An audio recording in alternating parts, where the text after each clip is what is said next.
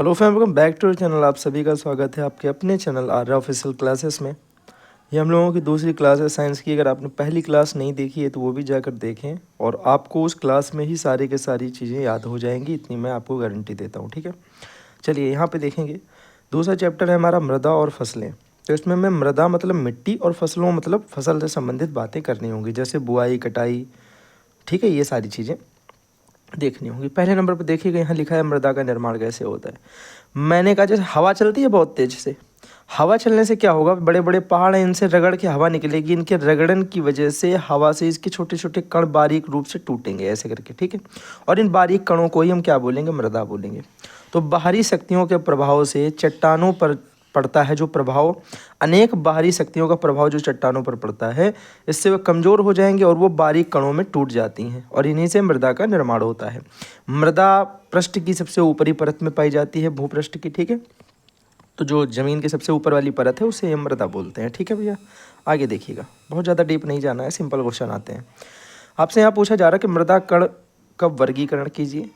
PYQ MCQ में पूछा गया है आपसे एक क्वेश्चन, इसमें बारीक बालू वाला पूछा गया था कि बारीक बालू के कण जो थे वो 0.02 से लेकर के 0.2 तक mm के बीच में होते हैं, ठीक है। तो यहाँ पे याद रखिएगा, आपको 2-3 मैं बताऊंगा जो आपको याद रखना। एक तो देखिए आप ये याद रखिएगा मोटी बालू, एक ये बारीक बालू और एक ये चिकनी मिट्टी, ठीक है। गाद आप कैसे याद रखोगे भैया, चिकनी मिट्टी और बारीक बालू के बीच में आएगी। तो ये तो आप एक बार जब आपको ये पता होगा तो इसके ऊपर वाला गाद है ये आप खुद ही डिसाइड कर लोगे। अगर ये आपको पता है तो ये आपको पता है, तो लास्ट वाला तो आपको पता ही बजरी होगा, तो फिर ये दोनों है नहीं, ये तो इनके बीच में आता था गाद, तो यानी लास्ट वाला होगा। तो ये इंपॉर्टेंट है। 0.002 mm से जो कम होते हैं उन्हें हम चिकनी मिट्टी के कण बोलेंगे। जो हमारे कण 0.002 mm से ऊपर और 0.02 mm के बीच में होते हैं उन्हें हम गाद बोलते हैं। जो 0.002 mm से मेरे भाई क्या होता है, mm से बड़े और 0.2 mm के बीच के होते हैं वो सारे बारीक बालू कण होते हैं। ये इंपॉर्टेंट पूछा गया है PYQ में, इसलिए। तो दूसरा बन सकता है, तो मैंने सारे लिख दिए हैं, जो बनेगा वो आपको कर देना है भैया, ठीक है। ये आपको एक बार देख लेना है, ध्यान रखिएगा। This is a important concept for MCQ। आगे देखिएगा, आप नंबर 1 पे आ जाते हैं बालुई मिट्टी की। तो याद रखिएगा, हम लोग हमेशा कीवर्ड पॉइंट से ही सब कुछ याद करते हैं, कोई चीज़ भी पूरी तरीके से रटने की आवश्यकता नहीं है। कीवर्ड पॉइंट को लिखने का तरीका क्या होता है, आप लिखोगे कि जो बालुई मिट्टी है उनके कणों का आकार अत्यधिक बड़ा होता है, ठीक है। क्या होता है, बड़ा होता है, जिससे, यहाँ पे अपने मन से ऐड करोगे, जिससे कणों के मध्य में स्थान अधिक होता है। और जब मध्य में अधिक स्थान होगा तो उनके बीच से पानी निकल जाएगा, वाटर जो उसमें होगा। तो आप बोलोगे इसलिए ये जल के अवरोधक नहीं है। क्या है भैया, जल के अवरोधक नहीं है, जल का अवरोध नहीं कर पाते हैं, ठीक है। तो ये मिट्टियाँ जल का अवरोध ही नहीं कर पाएंगी, जल को रोक ही नहीं पाएंगी। जब कोई मिट्टी जल को रोक ही नहीं पाएगी तो भैया वो पौधों के लिए उपयोगी भी नहीं होगी, पौधों के लिए उपयोगी भी नहीं होगी। तो इनमें कुछ चीज़ें हमारी कौन कौन सी हो सकती हैं, ज्वार, बाजरा और मक्का, इनका इसमें फसल की जा सकती है। जो कि एग्जाम्पल अगर पूछे तो लिखना, अदरवाइज से नहीं पूछेगा। आपसे सिंगल से पूछेगा कि बालुई मिट्टी क्या है, आपको इतना लिख देना है। आगे देखना भैया, चिकनी मिट्टी, आपको पता है चिकनी मिट्टी बहुत छोटे छोटे कण होंगे, तो भैया कण अत्यधिक बारीक हो जाएंगे। अब कण अगर अत्यधिक बारीक हो जाएंगे तो तुम्हें एक चीज़ और पता हो जाएगी, जब बड़े कण थे तो बीच में स्थान अधिक था, पानी यहाँ से निकलने का चांस था, तो वाटर का अवरोध नहीं कर पाएंगे, पानी का अवरोध नहीं कर पाते थे। लेकिन अब जब कण बिल्कुल पास पास में है तो ये मतलब क्या है, पानी को धीरे धीरे सोखेंगे पर अधिक होगा, मतलब सोखने की क्षमता तो अधिक होगी लेकिन सोखेंगे धीरे धीरे, ठीक है। तो आप बोलोगे पानी का अवशोषण अधिक होता है पर धीरे धीरे होता है इनमें। और जब पानी का अवशोषण अधिक होता है तो इनमें पानी की अधिकता होगी, मतलब इसके अंदर पानी एक बार भर गया तो फिर ये सूखने में बड़ा टाइम लग रहा है, इस तरीके का होगा ये। तो अगर इसमें पानी की अधिकता है इसलिए ये भैया उपयोगी भी कैसे हो जाएंगे, ये भी कम उपयोगी हो जाएंगी, क्योंकि जब इसमें हमेशा पानी ही भरा रहेगा तो जड़ें तो सड़ जाएंगी, ठीक है ना। बात एकदम क्लियर, बढ़िया तरीके से समझ में आ रही है, बोलोगे हाँ भैया पूरी तरीके कॉन्सेप्ट क्लियर हो रहा है। अगले नंबर पे बात करते हैं दोमट मिट्टी। नाम से ही पता चल रहा है दोमट, दो मिट्टियों को मिला करके बनी हुई मिट्टी, ठीक है।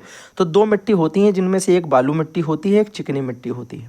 और इनमें से हम भैया गाद को भी ले लेते हैं। गाद का मिश्रण जब हम करते हैं तो उससे हमारी एक नई मिट्टी का निर्माण होता है, जिसे हम दोमट मिट्टी बोलते हैं। दो मिट्टियाँ मिलाते हैं, साथ में गाद मिलाते हैं। याद रखिएगा गाद कौन सा था, बीज का कण था मेरे भाई, जो आपके चिकनी मिट्टी और बालू मिट्टी के बीच में आता है। चलो आगे बात करते हैं भैया, बात करते हैं जलोढ़ मिट्टी। नाम से ही तुम्हें पता चला कि जलोढ़, जल के द्वारा लुढ़का कहलाई गई।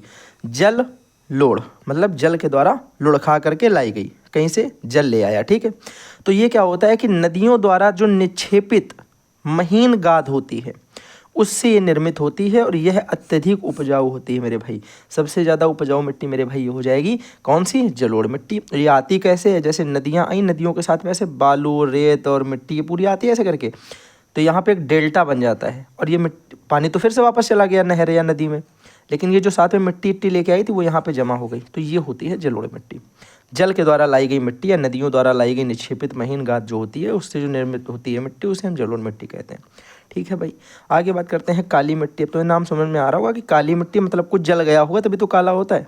आप बोलोगे इसका मतलब भैया जो ज्वालामुखी से उनकी जो सैलों के साथ में मिट्टी बनती है, ज्वालामुखी का एक उद्गार होता है, ध्यान से सुनना, मैग्मा निकलता है ज्वालामुखी से। आप बोलोगे भैया ज्वालामुखी जब फटता है तो उसके अंदर से लावा निकलता है, लावा बाहर निकल के पड़ा रहेगा, कुछ दिन बाद वो सूख जाएगा, सूखने के बाद वो भैया बारीक टुकड़ों में टूटेगा, उससे कुछ मिट्टी विट्टी टाइप की चीज़ें बन जाएंगी, वो हमारी काली मिट्टी हो जाएंगी। तो याद करने का तरीका क्या है कि काली मिट्टी है मतलब जली होगी, तो ज्वालामुखी से भैया जल सकती है, ज्वाला तुम्हें पता ही है। तो काली मिट्टी कहाँ से निकलती है, ज्वालामुखी सैलों से बनी मिट्टी को हम काली मिट्टी कहते हैं, ठीक है। इसका रंग काला होता है, तुम्हें पता है, क्योंकि मिट्टी निकली है, जली हुई लावा ही तो है, मैग्मा है एक तरीके से, ठीक है। तो हमने क्या किया, उससे मिट्टी बन गई। आगे सुनना जरा, काली मिट्टी की अगर हम बात करते थे तो लाल मिट्टी की भी बात करेंगे। अब लाल मिट्टी कैसे बनेगी, लावा के काला ही काला निकला होगा, लाल भी निकला होगा, तो ऐसे याद कर सकते हो कि ये मिट्टी अग्नेय सैलों से बनती है। किससे बनती है, अग्नेय सैलों से। जैसे यहाँ पे सैलों से बनती थी, ये अग्नेय सैलों से बनी मिट्टी होती है, इसे लाल मिट्टी कहा जाता है, ठीक है। ठीक है भाई। लेटेराइट अच्छी मिट्टी होती है, इसको भी देख लीजिएगा। उपजाऊ कम है लेकिन क्वालिटी इसकी याद करने की तरह आपको समझना पड़ेगा क्या होता है। आप बोलोगे कुछ ऐसे पार्ट होते हैं भैया, कुछ ऐसी जगहें होती हैं जहाँ की जलवायु होती है गर्म, कुछ ऐसी जगहें हैं जहाँ की जलवायु होती है गर्म। जलवायु गर्म है लेकिन वर्षा ज़्यादा होती है, जलवायु तो गर्म है लेकिन भैया वर्षा जो है वो ज़्यादा होती है। जलवायु गर्म है, वर्षा ज़्यादा है, तो ऐसे क्षेत्र जहाँ की जलवायु गर्म और वर्षा अत्यधिक होती है वहाँ पर पाई जाने वाली मिट्टी को हम बोलते हैं लेटेराइट। क्या बोलते हैं, लेटेराइट बोलते हैं। भैया बात समझ में आ गई कि नहीं आ गई, बोलोगे बिल्कुल समझ में आ गई, बेहतरीन तरीके से। भैया कहीं पे गर्मी ज़्यादा है, कहीं पे गर्मी ज़्यादा है तो हम वहाँ पे लेट तो नहीं पाएंगे, लेकिन वर्षा हो गई तो हमारे लिए वो राइट टाइम हो जाएगा वहाँ पे लेटने लायक, ठीक है। तो ऐसे याद कर सकते हो, गर्मी ज़्यादा पे तो लेट नहीं पाओगे, लेकिन वर्षा जब ज़्यादा होगी मेरे भाई तो राइट टाइम होगा, वहाँ ठंडी हो जाएगी ज़मीन गर्मी से थोड़ी, हम राइट टाइम है लेटने का, तो उस समय लेट सकते हैं। ऐसे याद कर सकते हो आप अपना कीवर्ड खुद से समझ करके, ठीक है। तो गर्म जलवायु में और अधिक वर्षा वाले वनों में जो क्षेत्रों में पाई जाती है वो लेटेराइट मिट्टी होती है। इसकी ऊपरी सतह, अब देखो कम उपजाऊ क्यों है, इसका भी रीज़न है। मैंने कहा यहाँ पे मिट्टी थी, गर्म सतह थी, यहाँ पे मिट्टी थी, वर्षा हुई, ये मिट्टी के ऊपर ऊपर का ऐसे बहा करके सब ये बढ़िया बढ़िया चीज़ें जो थी मिट्टी ले गई, पता नहीं कहाँ ले गई, लेकिन ये ऊपर का सब कुछ बहा ले गई। तो जो ऊपर वाली सतह के पोषक तत्व होते हैं ना, वो सारे के सारे वर्षा के जल में बह जाते हैं, सारे के सारे वर्षा के जल में बह जाते हैं। अब बचेगी क्या, मिट्टी बचेगी, लेकिन अब भैया सिंपल सी बात है वो कम उपजाऊ होगी, क्योंकि उसके सारे के सारे पोषक तत्व तो बह गए, तो अब कहाँ से इंपॉर्टेंट बचेगी। आगे भैया बात करते हैं नेक्स्ट पे। अब देखो मिट्टी हमारी इतनी थी, ठीक है। अब हम आ गए फसलें, फसलों पर ध्यान से समझिएगा। अगर हमसे कोई पूछता है फसल क्या है, आप बोलोगे भैया हमने देखा है कि कोई ये खेत है, ठीक है। अब आप कभी ऐसा तो बोलते नहीं हो कि ये खेत कोई था और इस खेत में आप बोलोगे कि भैया यहाँ पे घास उगी है, यहाँ पे एक पेड़ गन्ने का लगा है, यहाँ पे एक पेड़ गेहूं का लगा है, यहाँ पे एक लिप्टेस का पेड़ लगा है, यहाँ पे एक आम का पेड़ लगा है। आप बोलोगे ये खेत तो है लेकिन ये कोई फसल नहीं है। फसल हम किसे बोलते हैं, हमने कहा कोई खेत था, इसमें सारे के सारे पेड़ गेहूं के लगे हैं, ये सारे के सारे बाजरा के लगे हैं, ये सारे के सारे मक्का के लगे हैं, या सारे के सारे आप मान लो कि किसी एक चीज़ की, गन्ने की ही पूरी ये खेती है, तो हम बोलते हैं किसी एक स्पेशल चीज़ की। तो ऐसे हम कैसे याद करेंगे, हम बोलेंगे जब एक साथ एक ही स्थान पर और एक ही जाति के पौधों का समूह होता है उससे ही हम फसल बोलते हैं। किसी एक स्थान पर एक ही जाति के एक ही पौधों के समूह को, जब एक ही जाति के पौधों के एक साथ बहुत सारे समूह होंगे तो हम उन्हें भैया फसल बोल देंगे। बिल्कुल बात समझ में आ गई, बोलोगे बिल्कुल भैया समझ में आ गई। आगे की बात बताइए, आगे की बात बड़े ध्यान से भैया समझना। हम बात करेंगे खरीफ की फसल की, ठीक है, इसकी बात करेंगे। बोलो कि भैया खरीफ की फसल की बात करते हैं। खरीफ की फसल के अंतर्गत और रबी की फसल के अंतर्गत और एक जायद की फसल होती है। इन तीनों पे थोड़े से क्वेश्चन आपसे बन सकते हैं, ध्यान से समझिएगा, ठीक है। समझो, खरीफ की फसल की अगर आप बात करते हैं मेरे भाई, तो खरीफ की फसल जून और जुलाई में बोई जाती है। कब बोई जाती है? जून और जुलाई में। आगे कौन कौन सी हैं भैया? मक्का हो गई, ज्वार हो गया, बाजरा हो गया, मूंग हो गया और अरहर हो गया। ये सारी की सारी हमारी खरीफ की फसलें हैं, ठीक। अगर हम बात करें रबी के फसल की, तो आप बोलोगे भैया अक्टूबर और दिसंबर में ये बोई जाती है। शीतकालीन होती है, तो अक्टूबर और दिसंबर में बोई जाती है। सिर्फ सर्दी की फसल भी बोलेंगे, क्या बोलेंगे भैया? सर्दी की फसल, शीतकालीन फसल जो है, और ऊपर गर्मी की थी। अब अगर हम बात करते हैं, ध्यान से सुनना, आप बोलोगे भैया जैसे जौ बो दिया, चना बो दिया, मटर बो दिया, मसूर बो दिया, सरसों बो दिया और बरसीम बो दिया, तो मैक्सिमम क्या होता है कि रबी की फसलें जो होती हैं वो दलहनी फसलें होती हैं। ज़्यादातर दलहनी फसलें होती हैं भैया, मैक्सिमम दलहनी फसलें होती हैं। और ये नहीं कि हमेशा ही सारी दलहनी इसी में आ जाएं, एक दो आपकी ऊपर नीचे भी हो जाएंगी, लेकिन मैक्सिमम दलहनी फसलें जो हैं वो रबी की मेरे भाई फसल समय पे ही होती हैं, ठीक है। आगे अगर हम बात करते हैं भैया जायद की फसलों की, जायद की फसलें ऐसे बोलो कि सीजनी फसल नहीं बोलते हैं। जैसे कि तरबूज का एक सीजन है, उतने टाइम ही तरबूज आया और फिर मैंने कहा सूरजमुखी, एक जल्दी से फसल तैयार हो करके उससे प्रॉफिट हो जाना। आप बोलोगे भैया मार्च और अप्रैल में ये बोई जाती हैं। कब बोई जाती हैं? बोलोगे मार्च और अप्रैल में बोई जाती हैं। इसके बाद भैया आगे अगर हम बात करते हैं तो याद रखिएगा, तरबूज हो गया, सूरजमुखी हो गया, ककड़ी हो गया, खीरा हो गया, खरबूजा हो गया। तो आपको नाम पढ़ने से ही पता चल रहा होगा कि ये किस तरीके की फसलें हैं। ये सारी की सारी ककड़ी, खीरा और ये क्या बोलते हैं, तरबूज, खरबूजा, ये सब एकदम एक ऐसा लगता है कि बस आए, कुछ दिन रहे और फिर चले गए अपने घर, इस टाइप की चीज़ें नहीं लगती हैं। तो ये जायद की फसलें होती हैं, ठीक है, याद रखिएगा। आगे अगर मेरे भाई हम बात करते हैं फसल चक्रण की, फसल चक्रण क्यों इम्पॉर्टेंट है ये बात भी ध्यान रखिएगा। फसल चक्रण की इम्पॉर्टेंस अपने आप में भैया बहुत ज़्यादा होती है। आप बताइए, अगर ये कोई खेत था, ठीक है ना, ये कोई खेत था, हमने कहा हमने इसमें एक फसल बोई, मान लो अभी इस समय हमने इसमें जो फसल बोई है उसे अधिक पानी चाहिए होता है। जो भी फसल बोई है एक ऐसी फसल बोई जिसमें पानी की अधिकता चाहिए होती है। जैसे मान लो चावल बो दिए, चावल को आप क्या बोलते हो, जो है धान बो दी। अब आपको पता है कि खेत में अगर हमने धान बोई है तो धान में हमें बहुत ज़्यादा पानी डालना पड़ेगा, हाँ या ना। धान के लिए हमें पानी की अत्यधिक मात्रा में सिंचाई करनी पड़ेगी, पानी भर ही दिया जाता है धान में, तो पता है ना सबको? बोलोगे बिल्कुल भैया पता है। आगे समझना, अगर मैंने पहली बार धान बोया है तो मैं इसके जस्ट बाद एक दूसरी फसल वो बोऊंगा जिस फसल में पानी की ज़रूरत कम पड़ेगी। समझना भैया ध्यान से, पहले बार हम उस फसल को बोएंगे अगर जिसमें पानी की ज़्यादा ज़रूरत पड़ती है, तो हमें दूसरे बार उस फसल को बोना चाहिए जिसमें पानी की कम ज़रूरत पड़ती है। अब इसका एक कारण क्या होता है भैया, इसका कारण भी ध्यान से समझिएगा। अगर हमने ज़्यादा पानी वाली फसल को एक बार बोया, उसके बाद मैंने क्या किया, इसको काट लिया, इसके बाद मैंने खेत की जुताई करवाई और फिर से मैंने ज़्यादा ही पानी वाली फसल को बो दिया, तो हमारी मिट्टी जो है उसकी उपजाऊता कम हो जाती है, वो कम उपजाऊ हो जाती है, वो कम उपजाऊ हो जाती है। इसका मतलब है मिट्टी जो हमारी है उसमें उर्वरकता कम हो जाती है। बात समझ गए आप? तो बोलोगे बिल्कुल भैया बात समझ में आ गई। मतलब ये है कि निश्चित समय में एक फसल के बाद में दूसरी फसल लगाने की प्रक्रिया को ही हम क्या बोलते हैं, भूमि की उर्वरकता बनी रहे, जिससे इसे ही हम भैया हम फसल चक्रण के नाम से जानते हैं। बात समझ में आ गई। फसल चक्रण कोई पूछेगा क्या है, तुरंत बता दोगे। बोलोगे भैया कि एक निश्चित समय में कोई एक फसल किसी खेत में बोई जाए और उसके बाद में दूसरी फसल बोई जाए, फिर उसके बाद में ऐसे तीसरी फसल बोई जाए, तो यही जो क्रम है यही हमारा फसल चक्रण कहलाता है, ठीक है। फसल चक्रण और एक और नाम याद रखिएगा भैया, कर्षण। ये बहुत ही इंपॉर्टेंट दो डेफिनीशन आपके लिए बनने वाली हैं भाई, बहुत ही इंपॉर्टेंट डेफिनीशन बनने वाली। प्रश्न में आपसे इससे पूछे ही जाएंगे, आप गारंटेड लिख लीजिए आज, ठीक है।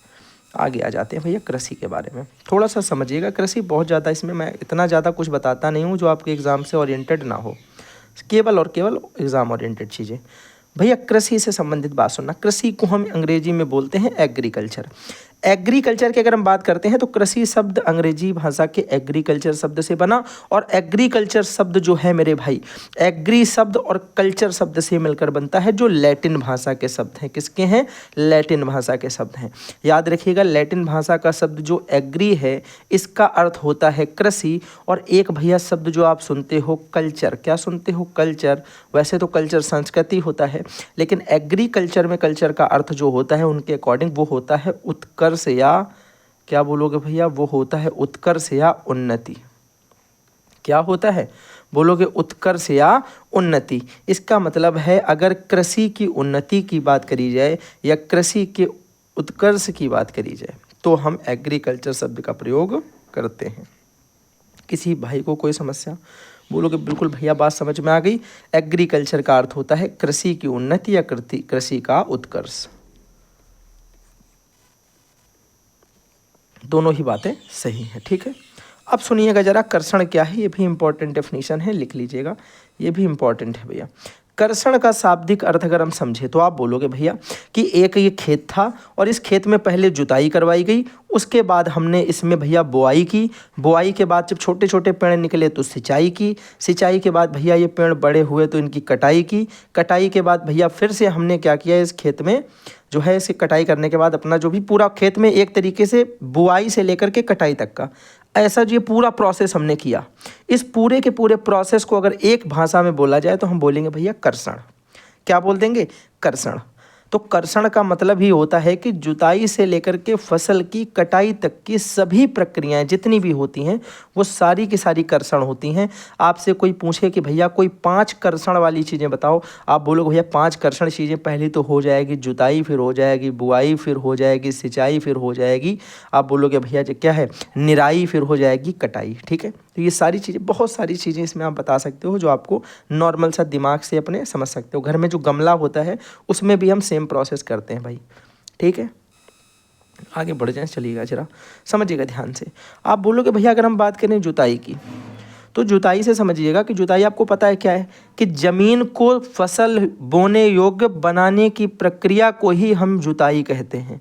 एक कोई खेत है और इस खेत में हम फसल को बोना चाहते हैं, अनाज को बोना चाहते हैं, लेकिन इस खेत को अनाज बोने लायक बनाने में हम जो काम कर रहे हैं वो जुताई होता है। मतलब खेत की जुताई करना है। ऐसे तो तुम किसी से बोलो कि भाई जुताई की डेफिनेशन बताओ, आप तो बोल दो भैया खेत की जुताई का मतलब खेत की जुताई करना। ये कोई परिभाषा थोड़ी ना हो गई, ये कोई परिभाषा है क्या? कोई तुमसे पूछे, जैसा वो आपने एक इंटरव्यू देखा होगा यूपीएससी का, आईएएस का एक इंटरव्यू था, उसमें क्या पूछा जाता है कि वो एक कार्बोरेटर इंजन और एक पता नहीं कौन दूसरा कोई इंजन था, उनमें क्या अंतर है? तो वो भाई डेफिनेशन, मतलब वो इंजीनियर इंसान होकर के क्या डेफिनेशन बता रहा है, बोल रहा है कि कार्बोरेटर इंजन में कार्बोरेटर यूज होता है। ये कोई डेफिनेशन थोड़ी ना है कि नहीं? ये कोई परिभाषा है क्या? कोई तुमसे पूछ रहा भगवान क्या, तुम बोल दो भगवान भगवान होते हैं, तो ये उत्तर थोड़ी ना हुआ, ये तो प्रश्न को ही तुमने उनको समझा दिया उसी में, अपना कुछ बोलो।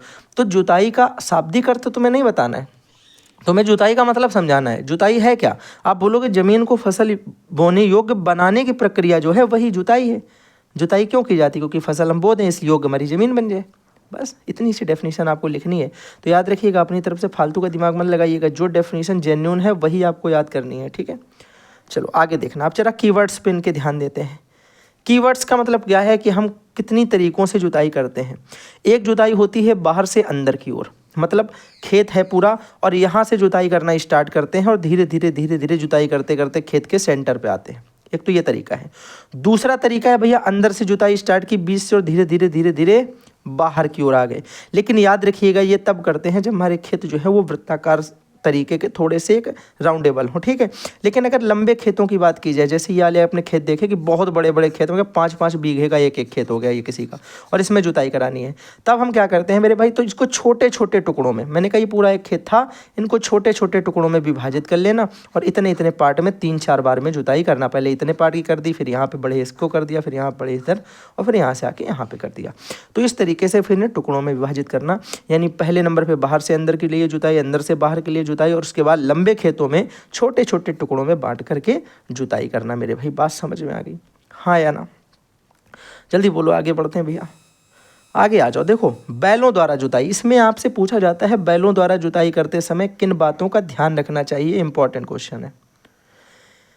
इंपॉर्टेंट क्वेश्चन है भैया, आ जाएगा तो आपको पता चलेगा कि इसकी कितनी इंपॉर्टेंस है। देखिएगा, आप बोलेंगे भैया है बड़ा सरल, हम नॉर्मल अपने दिमाग से जो हमें आएगा हम वो लिख सकते हैं। देखो, बैलों द्वारा जुताई अब तो वैसे होती नहीं है, क्योंकि अब तो ट्रैक्टर वगैरह है, तो इतना ये सब कहाँ कहीं नहीं होता है, शायद किसी राजस्थान के गांव में भी होता हो तो भगवान जाने। तो बैलों द्वारा जुताई कैसे होती है भैया, आप बोलोगे कि बैलों को पहले तो बराबर बांधना चाहिए।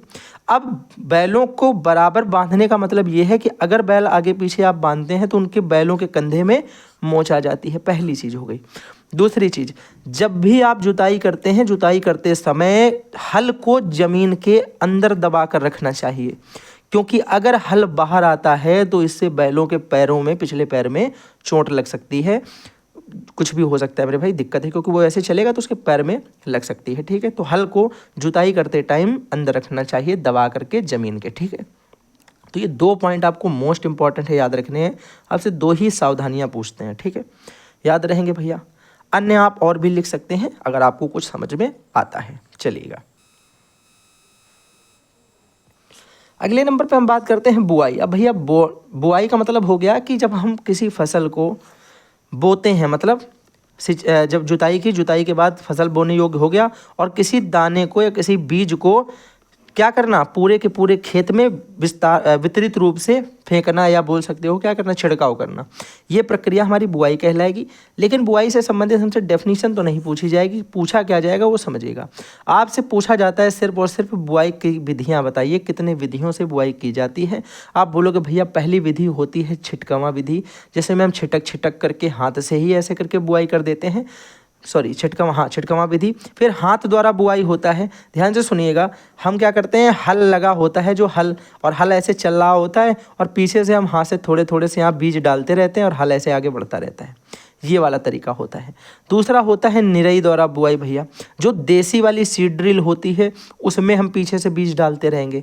और एक सीड ड्रिल द्वारा बुआई होती है। सीड ड्रिल द्वारा बुआई का मतलब क्या, जो सीड ड्रिल होती है वो चलती है, उसमें बीज पड़ता रहेगा। एक तो बैलों के द्वारा आप कर सकते हो, दूसरा ये सीड ड्रिल आप ट्रैक्टर में बांध कर भी बुआई कर सकते हो। तो सिंपल सी बात है, आपको इनसे हो सकता है डेफिनेशन ना पूछी जाए, लेकिन आपको इनके बारे में, इनके डेफिनेशन जरूर पता होनी चाहिए, मतलब इनके नाम जरूर पता होने चाहिए, क्योंकि आपको अगर नाम इनके पता होंगे तो आप वहाँ पे कुछ भी लिख भी पाओगे।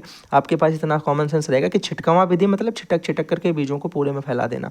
अब इनका भी एक तरीका समझिएगा। अब जैसे यहाँ पे छिटकवा विधि से आपने पढ़ा कि छिटकवा विधि में एक लाइन और क्या लगा सकते हो, एक आपने पटेला सुना होगा, एक आपको याद होगा भैया हमारे ही बुक में एक वर्ड आता है पटेला, और ये पटेला क्या होता है, गाँव में इसको बोलते हैं मई, क्या बोलते हैं, मई बोलते हैं भैया, मई बोलते हैं या शायद ऐसे ही कुछ बोलते हैं। होती क्या है, ये एक बड़ी सी ऐसी लकड़ी की होती है, बड़ी भारी सी भाई मेरे, कैसी होती है, बड़ी भारी सी होती है ये। और इसमें क्या किया जाता है, यहाँ पे और यहाँ पर बांध दिया जाता है रस्से से, और आगे आप इसके बैल बांध दो या फिर आगे ट्रैक्टर बांध दो, और इसे क्या किया जाता है कि जुते हुए खेत में बीज डालने के बाद पूरे में चला दिया जाता है, पूरे में एक बार चला दिया जाता है। इससे फ़ायदा क्या होता है, ये बात डेफिनेशन तुम्हें कन्फर्म मेरे तुम्हारे दिमाग में आएगी कि इससे भैया फ़ायदा क्या हुआ। इससे फ़ायदा हुआ ये हो गया कि आपने जो बीज डाला था वो बीज मेरे भाई, सिंपल सी बात है, ऊपर पड़ा होगा, वो बीज चिड़िया चुन लेगी तो फिर पेड़ कहाँ से निकलेगा है। अगर बीज अभी चिड़िया खा गई तो पेड़ कैसे निकलेगा। तो इसका मतलब क्या है, इससे बीजों को ढक दिया जाता है ताकि वह पक्षियों से, पशुओं से जो है वो सुरक्षित रहे। बात समझ में आई, बढ़िया तरीके से बात एकदम क्लियर है ना आपके माइंड में, जल्दी से बताइएगा। बोलेंगे बिल्कुल भैया बात समझ में आ गई। अगले नंबर पर अगर हम बात करें भैया सिंचाई की विधियां, तो सिंचाई की तो बहुत सारी विधियां हैं मेरे भाई, आपको कोई 4 से 5 तो पता ही होनी चाहिए, कोई 4 से 5 आपको पता होनी चाहिए थी। मैंने कहा पहले नंबर पे देखिएगा, पहले विधि में हम बात करेंगे प्रवाह द्वारा विधि। इसमें क्या होता है, खेतों में सिंपल सा पानी का ऐसे प्रवाह किया, खेतों में पानी भर गया, ये प्रवाह विधि होता है। दूसरा होता है क्यारी विधि। क्यारी विधि क्या होता है, खेतों में हम क्यारियाँ बना देते हैं, उन क्यारियों में भैया पानी का प्रवाह होने देते हैं। मतलब एक खेत का ऐसा एक पूरा खेत था तो इसको पार्टीशन कर दिया क्यारियों में, ऐसे ये होती है गांव में, आपने देखा होगा ऐसे पार्टीशन बीच बीच में ऐसे, इसको क्या बोलते हैं, मेड़ जैसी बना देते हैं। ठीक है, जैसे आलू बोया जाता है तो उसमें मेड़ बना दी जाती है वो वाली, लेकिन ये आलू वाली नहीं मैं बता रहा हूँ, ये क्यारी विधि अलग है। ठीक है, आगे ये होती है कूण विधि। कूण विधि बड़ी सही है मेरे भाई। इसमें क्या होता है, इसमें जैसे हमने कोई फसल बोई, ठीक है, फसल में हम कूण बनाएंगे, ये हमने एक कोण बनाया, ये कोण बनाया और इसके बीच में यहाँ पे वाटर भर दिया, ये पानी भर दिया, तो दो कोणों के मध्य में पानी भर देते हैं इस वाली विधि में। अगर हम अगले नंबर पे बात करें द्रोणी एवं वलय विधि, ये कौन सी होती है? तो आप लोगों को पता होगा जैसे अमरूद वगैरह के पेड़ होते हैं, आपने देखा भैया, आप बोलोगे वो पेड़ क्या होता है, कैसा जैसा बहुत बड़ा ये पेड़ है, हम इसके किनारे पे क्या करते हैं, ऐसा करके गोल करते हैं, यहाँ पे ये मेड़ बना देते हैं ताकि पानी, और फिर इसके अंदर हम पानी भर देते हैं। ये वाली देखी ना आपने, अपने घर में भी यूज करते हैं, ज़्यादातर जो शहरों में घर होते हैं, घर के बाहर आपने देखा होगा अशोक के पेड़ या फिर आप कदम के पेड़, ऐसे पेड़ लगा देते हैं, तो उसमें हम लोग यही विधि यूज करते हैं। साइड में ऐसे थोड़ा सा ऐसा ऊंचा ऊंचा कर देते हैं, उसके बाद यहाँ पे पानी भर देते हैं, तो ये धीरे धीरे जड़ें पानी सोखती रहती हैं, अलग बात है, ठीक है, याद रखिएगा। लेकिन साइड में हमने देखो इसमें लिखा भी है कि वृक्ष के आसपास एक थाला बना देते हैं, जैसे थाला सा बना देते हैं, देन हम उसमें जल को भर देते हैं, इसे बोलते हैं द्रोणी या वलय विधि। कोण विधि है, द्रोणी या वलय विधि है, क्यारी विधि है, प्रवाह विधि है, छिड़काव विधि है, बहुत सारी विधियां हैं मेरे भाई, तो सबको ध्यान से देखना। फिर नंबर पे आ जाओ मेरे भाई, अगला है छिड़काव विधि। स्प्रे के द्वारा नहीं, कभी कभी देखा ऐसे स्प्रे होता है, ऐसे फुहारा टाइप का मारते हैं पेड़ों में, पेड़ पौधे होते हैं घर वाले, जो पौधे नहीं छोटे छोटे से हैं, उनमें हमेशा हम पौधे से स्प्रे से मारते हैं उसमें, ठीक है, उनकी पत्तियों में, उनके साइड्स में मेरे भाई, ज़्यादा पानी उनको नहीं चाहिए होता है, उनको उतना नॉर्मल पानी ही चाहिए होता है। ज़्यादा अगर आप उसको जल देंगे तो पेड़ खराब हो जाएगा, ऐसे भी तो पेड़ हैं जिनको ज़्यादा जल नहीं चाहिए, हाँ, पर थोड़ा चाहिए ताकि वो अपना प्रकाश संश्लेषण की प्रक्रिया करके अपना भोजन बना सकें, ठीक है। वरना जाइलम फ्लोएम बेचारे क्या करेंगे, फ्लोएम खाना पहुंचाएगा ही कब, जब जाइलम पानी नहीं पहुंचाएगा, ठीक है। अगले चैप्टर में आपको ये सब चीज़ें मैं आपको बताऊंगा कि दरअसल ये सारी चीज़ें जो मैं बोल रहा हूँ जाइलम फ्लोएम, ये सब क्या है, ठीक है, कोशिका वाले चैप्टर में सब कुछ है। आगे सुनिएगा, मैंने आपको बताया कि ये स्प्रे के द्वारा होती हैं या छिड़काव के द्वारा होती हैं, सिंपल सी बात है। एक मेरे भाई बॉर्डर विधि होती है, एक ड्रिप विधि होती है, ये दोनों विधियाँ नॉर्मल आपको नाम ही याद रखने हैं, इनके बारे में ज़्यादा कुछ नहीं पता आपको होना चाहिए। चलिएगा अगले नंबर पे अगर हम बात करें तो भैया अगला कॉन्सेप्ट है मृदा अपर्दन का। मृदा अपर्दन का मतलब होता है, मृदा मतलब मिट्टी और अपर्दन मतलब उसका कटाव, या फिर हम बोल सकते हैं अपर्दन मतलब उसका विकार, उसकी बर्बादी, क्या बोल सकते हो, जो तुम्हारे समझ में आया वो समझना, ठीक है। आगे सुनो, मृदा के एक स्थान से अगर दूसरे स्थान तक वो पहुंच जाती है या फिर मूल रूप से उसका स्थान हटकर कहीं और हो जाए, तो इसी को हम मृदा अपर्दन कहते हैं, ठीक है। मृदा अपर्दन का मतलब होता है मिट्टी का कटाव होकर कहीं और चला जाना, समझ पा रहे हो ना। आप बोलोगे अगर मिट्टी एक स्थान से दूसरे स्थान तक पहुंच गई तो हम बोलेंगे मृदा अपर्दन हो गया। और क्या बोल सकते हैं, और हम ये बोल सकते हैं कि अगर कोई मिट्टी अपने मूल स्थान से जहाँ पे वो थी वहाँ से हट करके कहीं दूसरे स्थान पर चली जाए तो वो जाने की प्रक्रिया भी मृदा अपर्दन ही कहलाती है, ठीक है। अब मृदा अपर्दन कटाव के कारण कौन से हो सकते हैं, ध्यान से सुनिएगा भैया। मृदा अपर्दन के कारण ये हो सकते हैं कि पहला नंबर तो मूल भूमि जो है वो ढाल में हो। अगर मैंने कहा ऐसी भूमि है, जल का प्रवाह होगा तो यहाँ की मिट्टी कट कट के यहाँ आती रहेगी धीरे धीरे, तो एक तो ढाल हो गया। वर्षा की अधिकता, भैया ज़्यादा वर्षा होती है, बूंदें ऐसी पड़ती हैं, ज़मीन खुदती है, पानी धीरे धीरे लेके मिट्टी को कहीं ना कहीं जाएगा, सिंपल सी बात है।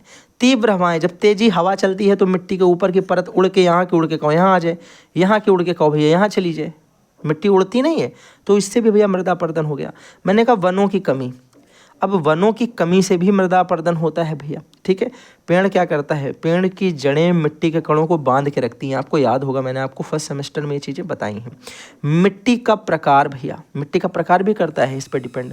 कुछ ऐसी मिट्टियाँ होती हैं भैया, जैसे बालुई मिट्टी है, उसके कण आपस में इतना ज़्यादा बॉन्ड बना के नहीं रख सकते क्योंकि कण होते हैं बड़े बड़े, तो वो उड़ जाएंगे आराम से।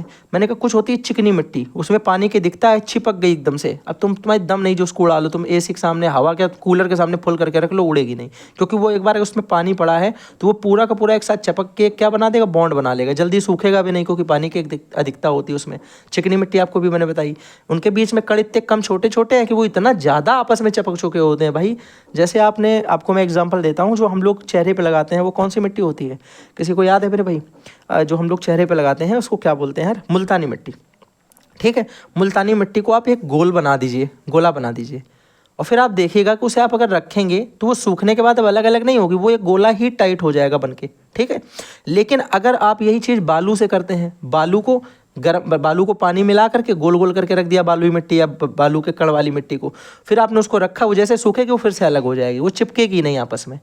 तो ये बातें भी डिपेंड करती हैं कि मिट्टी का प्रकार कैसा है, सूखने पे वो उड़ेगी या नहीं उड़ेगी, पानी से कटाव से जाएगी या नहीं जाएगी, सारी बातें समझिएगा। आगे देखिएगा भैया, एक तो तापमान का परिवर्तन भी होता है, तो आप इनके बारे में अपने मन से चीज़ें लिखोगे, मैंने इनके आगे अगर आप चाहो 4-4, 5-5 लाइनों के डेफिनेशन लिख दूंगा, आप कन्फ्यूज हो जाओगे, ठीक है, आपको लगेगा बहुत कुछ बता दिया। तो डरना नहीं है। अगर आपको इसका नाम पता है, वनों की कमी का मतलब है कि आपका दिमाग काम करेगा कि हम इसके अंदर क्या लिख सकते हैं। अगर आपको कहीं सुनाई पड़ा मिट्टी का प्रकार, तो आपका दिमाग इतना काम करेगा ही करेगा कि इसके अंदर हम इतना कुछ तो लिख ही देंगे यार कि पास हो जाएंगे अच्छे नंबर से। सिंपल सी बात है, हर चीज़ को तुम इतना बड़ा बना करके समझ रहे हो, तभी तुम भैया कन्फ्यूज भी हो रहे हो और डर भी रहे हो। ठीक है, आगे बात करते हैं। आगे देखो, हवा के कटाव से, हवा आप ऊपर बता चुका मैं पहले ही, और नदियों की बाढ़ के कटाव से। नदियों में जब बाढ़ आएगा तो उससे भी मेरे भाई मिट्टी क्या होती है, कटती है, और मिट्टी एक स्थान से दूसरे स्थान तक स्थानांतरित होती है। चलिए अब देखिएगा जरा, जलीय अपर्दन क्या होता है। वही बात है, मैंने कहा जलीय अपर्दन जो जल के द्वारा अपर्दन होता है, जो अपर्दन जल के द्वारा होता है। तो मैंने कहा जल या बाढ़ द्वारा मिट्टी के कटाव को जलीय अपर्दन कहते हैं। तो जल आए या बाढ़ आ जाए, इनके द्वारा अगर कोई मिट्टी कट के एक स्थान से दूसरे स्थान तक जाती है तो जलीय अपर्दन बोला जाएगा। अब भैया जलीय अपर्दन के कारण क्या, जितने अपर्दन जल से हो सकते हैं वो सारे बता दो। आप बोलोगे भैया तो वर्षा की बूंद पड़ती है मिट्टी पे, वहाँ की मिट्टी धीरे धीरे धीरे धीरे खुदती रहती है और फिर वो धीरे से बह के निकल जाती है दूसरी जगह, वर्षा हो सकती है। दूसरे नंबर भैया अल्प सरिता अपर्दन होता है, खड्ड अपर्दन होता है, ये नाम है इनके सारे, देख लीजिएगा 2 4 5 आप कम से कम याद कर लीजिएगा। भैया परत अपर्दन होता है, ऊपर की सतह का। फिर भैया बीहड़ अपर्दन होता है, ठीक है। बोलोगे भैया समुद्र तट अपर्दन होता है, हिमनद अपर्दन होता है। हिमनद अपर्दन मतलब होता है एक तरीके से आइस का अपना, ठीक है, अपना बर्फ का पूरा अपर्दन होना। आगे भैया अगर हम बात करते हैं भूस्खलन होता है, ठीक है। तो इन सब चीज़ों से क्या होता है, मिट्टी कटती है और दूसरे स्थान तक जाती है। तो आई होप आपको पूरा का पूरा चैप्टर समझ में आ गया होगा। दूसरे चैप्टर में आपको सिर्फ और सिर्फ इतना ही भैया दिया गया है। इतना अगर आपने तैयार कर लिया, आपका सेकंड चैप्टर में भैया क्वेश्चंस नहीं फंसेंगे। इसके बाद हम लोग बात करेंगे तीसरे चैप्टर की, अगर इस पर मेरे भाई अच्छे व्यूज़ आते हैं देन। ठीक है, चलिए बाय बाय एंड फिर मिलेंगे अगली क्लास के साथ।